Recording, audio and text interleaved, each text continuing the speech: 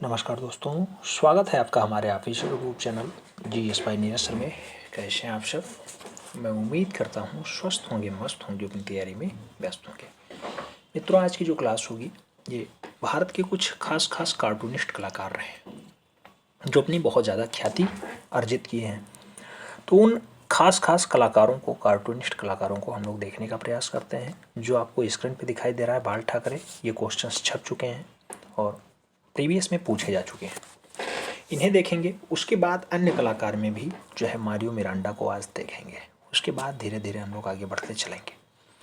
बात करेंगे बाल ठाकरे की। तो आप जानते हैं कि बाल ठाकरे का पूरा नाम होता है बाल केशव ठाकरे। बाल केशव ठाकरे। जन्म 1926 में होता है। कहाँ पे? महाराष्ट्र में। और मृत्यु 1912 में होती है। याद रखना। अच्छे राजनेता के रूप में जाने जाते हैं। इससे पहले आप जानते हैं कि उद्धव ठाकरे इनके पुत्र हैं और उद्धव ठाकरे वर्तमान में नहीं, इससे पहले शिंदे जी से, एकनाथ शिंदे से पहले महाराष्ट्र के मुख्यमंत्री रहे। अगर बाल ठाकरे की बात करें तो बाल ठाकरे महाराष्ट्र में एक प्रसिद्ध राजनेता थे और वे शिवसेना नाम से एक हिंदू राष्ट्रवादी दल के संस्थापक भी रहे। तो याद रखना, शिवसेना का जो तीर कमान चिन्ह है उसका मूल रूप से राष्ट्रवादी दल के रूप में स्थापित करने का काम किसका रहा? तो बाल ठाकरे जी का ही रहा है। बाल ठाकरे मराठी भाषा में सामना नामक समाचार पत्र महाराष्ट्र से निकालते थे। तो ये क्वेश्चन छप सकता है कि महाराष्ट्र से जो सामना पत्र निकलता था या समाचार पत्र निकलता था, किस भाषा में निकलता था? तो हम मराठी ज़्यादा बोलते हैं, इसलिए मराठी भाषा में निकलता था, याद रखना।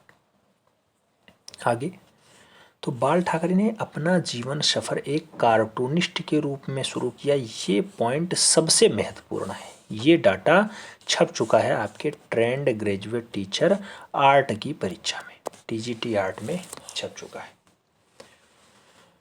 यही एक पॉइंट छपा है अभी तक। हो सकता है सामना पूछ लिया जाए, सामना समाचार पत्र के संस्थापक कौन रहे या मूल रूप से इसे कौन निकालता था, कहाँ से निकालता था? तो याद रखना, बाल ठाकरे निकालते थे सामना, मराठी में निकालते थे, महाराष्ट्र से निकालते थे। आगे अगर बात करते हैं तो आगे कहा जाता है आजीविका हेतु बाल ठाकरे ने अपना जीवन मुंबई के प्रसिद्ध समाचार पत्र फ्री प्रेस जर्नल में कार्टूनिस्ट के रूप में भी प्रारंभ किया था। अपना जीवन यापन स्टार्ट करने के लिए बाल ठाकरे ने फ्री प्रेस जर्नल में एज अ कार्टूनिस्ट के रूप में कार्य किया है। जैसे आज देखते होंगे कि आज की डेट में कोई भी पेपर छपता हो, चाहे वो द हिंदू हो और चाहे कोई अन्य पेपर, चाहे आपको जनसत्ता लगता हो, दैनिक जागरण लगता हो, या फिर जो आपके पास अमर उजाला हो, हिंदुस्तान हो, सब में कार्टूनिस्ट थोड़ा बहुत कार्टून पर डे निकालते हैं। उसका एक अलग अंक ही रखता है। तो उस टाइम मूल रूप से बाल ठाकरे जी भी एज अ कार्टूनिस्ट के रूप में फ्री प्रेस जर्नल में काम करते थे और उसी से अपना जीवन यापन करते थे। अगला पॉइंट आता है कि बाल ठाकरे ने बाद में प्रेस की नौकरी से त्यागपत्र देकर के अपने भाई के साथ एक कार्टून साप्ताहिक मार्मिक की शुरुआत की। तो ये मार्मिक क्या होता है? मार्मिक सप्ताह में एक बार छपती थी और ये मूल रूप से क्या थी? एक जो है साप्ताहिक टाइप की पत्रिका टाइप की थी, जिसमें केवल और केवल कार्टून ही छपता था, वो भी बाल ठाकरे के द्वारा बनाया गया। आगे, बाल ठाकरे के जीवन और उनके आदर्शों से प्रेरित होकर के फिल्म निर्माता स्वप्ना पाटकर क्या करती हैं?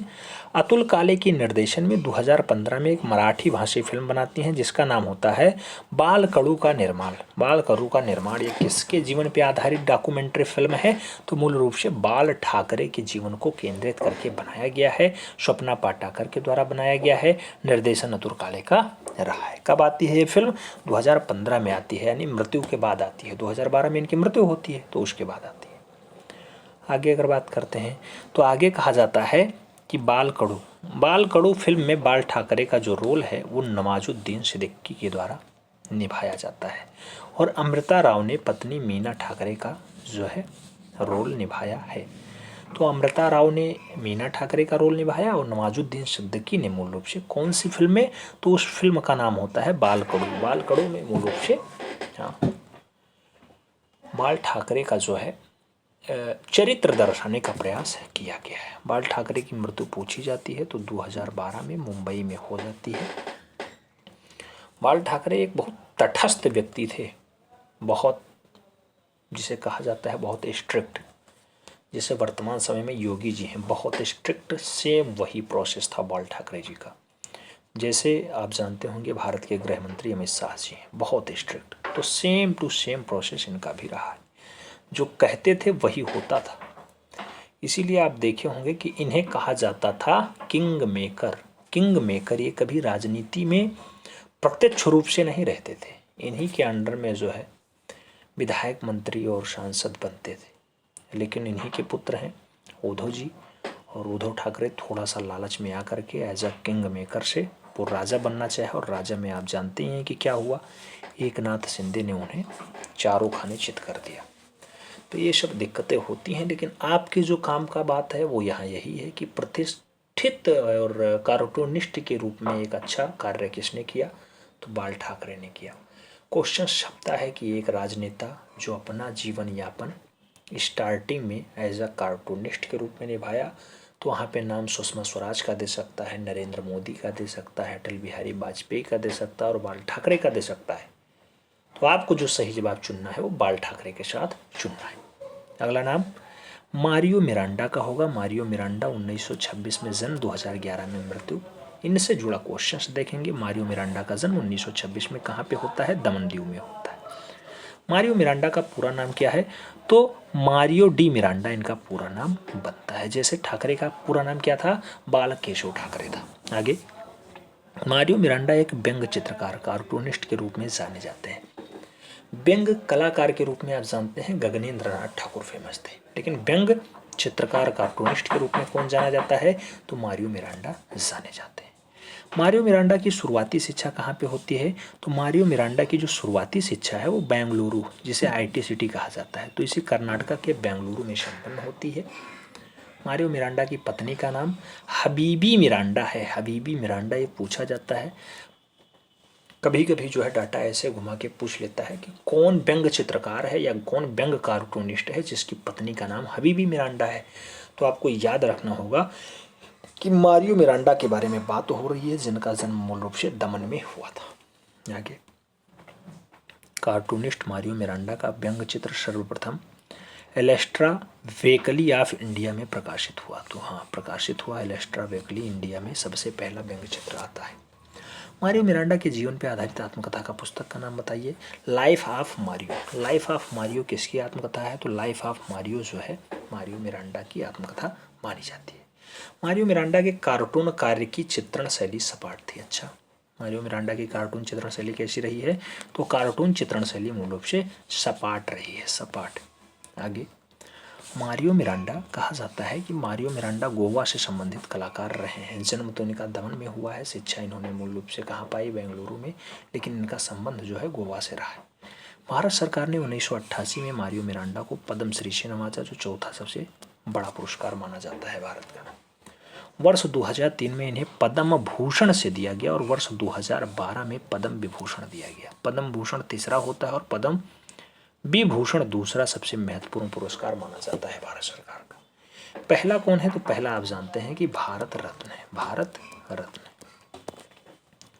तो मारियो मिरांडा को पहले 88 में पद्मश्री मिलता है, 2003 में भूषण मिलता है और 2012 में विभूषण भी मिल जाता है, लेकिन आप जानते हैं 2011 में इनकी मृत्यु हो जाती है। आगे मारियो मिरांडा ने मुंबई में कार्टूनिस्ट RK लक्ष्मण के साथ रह करके टाइम्स ऑफ इंडिया न्यूज़पेपर में भी काम किया है। तो RK लक्ष्मण वही हैं जिनका जन्म मैसूर कर्नाटका में होता है। रासीपुरम कृष्ण स्वामी लक्ष्मण इनका पूरा नाम होता है RK लक्ष्मण का। वो भी एज अ कार्टूनिस्ट के रूप में रहे हैं। अच्छी रचनाएं होती हैं, व्यंग चित्रण होता है। The best of Laxman series उन्होंने ही बनाई थी, द मैसेंजर उन्होंने बनाई थी, सर्वेंट ऑफ इंडिया उन्होंने बनाई थी, RK लक्ष्मण ने। तो उनके साथ मिलकर के मारियो मिरांडा ने मूल रूप से टाइम्स ऑफ इंडिया, जो आज की डेट में भी आता है, उस न्यूज़पेपर में काम किया है। मारियो मिरांडा की मृत्यु तो इनकी मृत्यु मूल रूप से 2011 में गोवा में हो जाती है। मारियो मिरांडा की पत्नी का नाम आपको याद रखना होगा, हबीबी मिरांडा होता है। ठीक है, उम्मीद है समझ में आया होगा। बाल ठाकरे और मारियो मिरांडा को आपने पढ़ा, अच्छे से पढ़ा है। जो रटा इम्पोर्टेंट था उस पर खास फोकस किया गया है। अभी मिलते हैं नेक्स्ट में, तब तक के लिए जय हिंद।